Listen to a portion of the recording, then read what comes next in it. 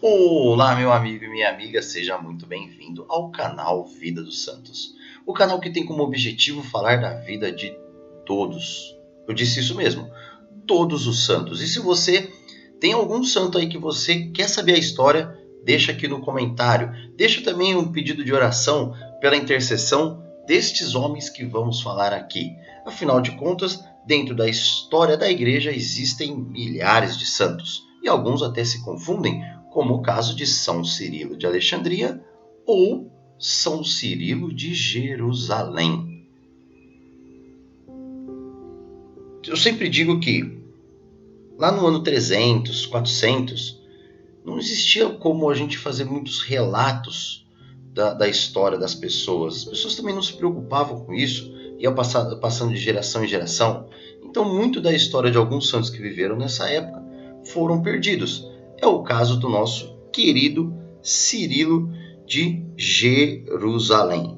O que temos de informação dele é que ele nasceu em 315, de pais cristãos e bem situados financeiramente, muito preparado desde a infância nas Sagradas Escrituras e nas matérias humanísticas. Naquela época, só estudava bem quem tinha uma condição financeira boa. Ele foi ordenado sacerdote em 345. Já em 345 ele tinha 30 anos. Em 348 foi consagrado bispo de Jerusalém. Ocupou o cargo durante aproximadamente 35 anos, 16 dos quais passou no exílio, em 3 ocasiões diferentes.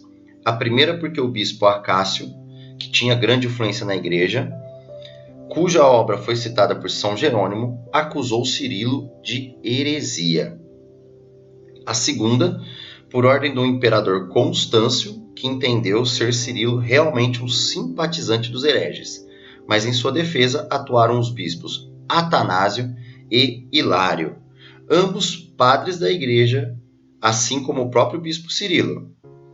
A terceira foi a mais longa, porque o imperador Valente, este sim um verdadeiro herege, decidiu mandar de volta ao exílio todos os bispos anistiados, fato que fez Cirilo peregrinar durante 11 anos por várias cidades da Ásia até a sua morte em 378.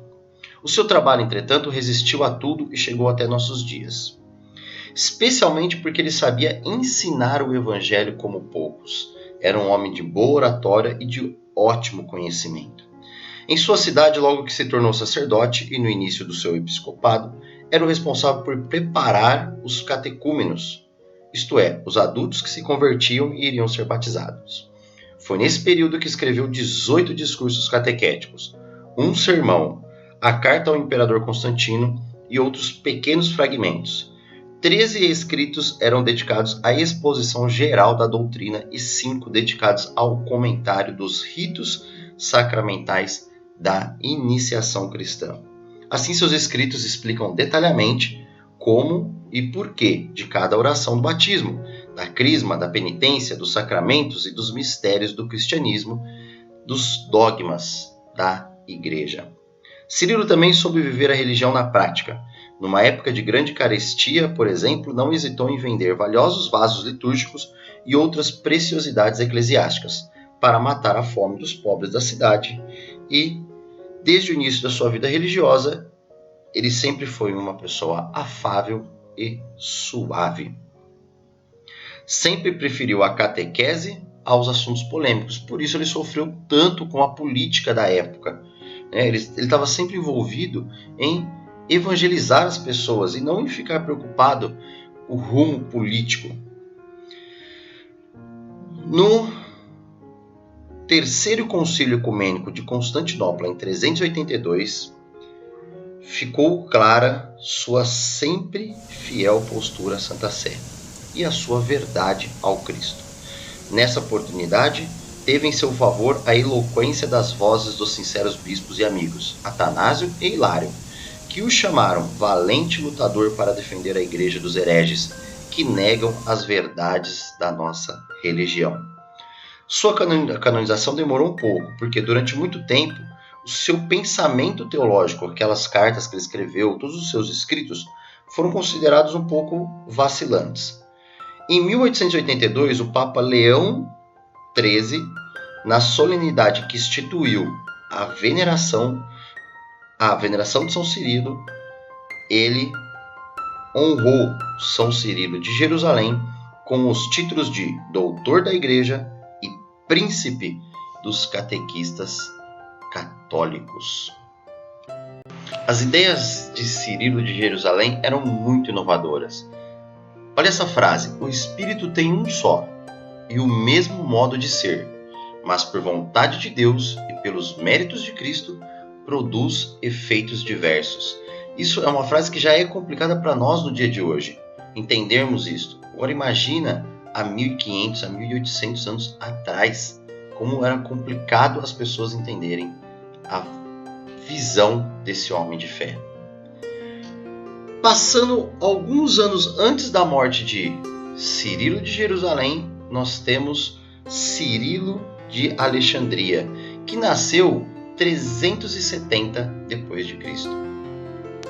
E dizia: já não somos simplesmente homens, mas filhos de Deus e habitantes do céu, pelo fato de nós termos tornado participantes da natureza divina. Veja como que os dois Cirilos tinham uma ligação com Deus muito grande. Cirilo de Jerusalém morreu em 384 e o Cirilo de Alexandria nasceu em 370. De 412 a 444, ele teve nas mãos, com toda a firmeza, as rédeas da Igreja do Egito, empenhando-se ao mesmo tempo numa das épocas mais difíceis da história da Igreja do Oriente, na luta pela ortodoxia, em nome do Papa São Celestino. Nesta firmeza, no serviço da doutrina e na coragem demonstrada na defesa da verdade católica, está a santidade do batalhador bispo de Alexandria. Um era bispo de Jerusalém, o outro bispo de Alexandria. E aí por isso tem essa confusão. Os dois foram bispos, locais diferentes, e os dois chamavam Cirilo.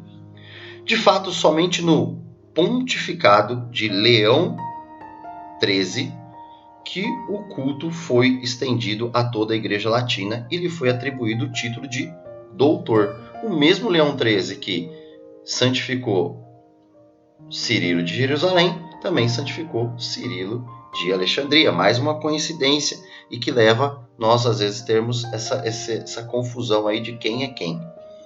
Pela defesa da ortodoxia contra o erro de Nestório, bispo de Constantinopla, arriscou ser mandado ao exílio e por alguns meses experimentou a humilhação do cárcere. Mais uma vez, Cirilo também de Alexandria também lutou contra aquele domínio romano ali nos anos de 300.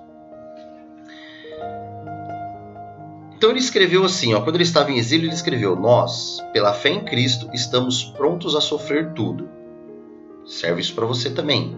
Algemas, cárcere, todos os incômodos da vida e a própria morte.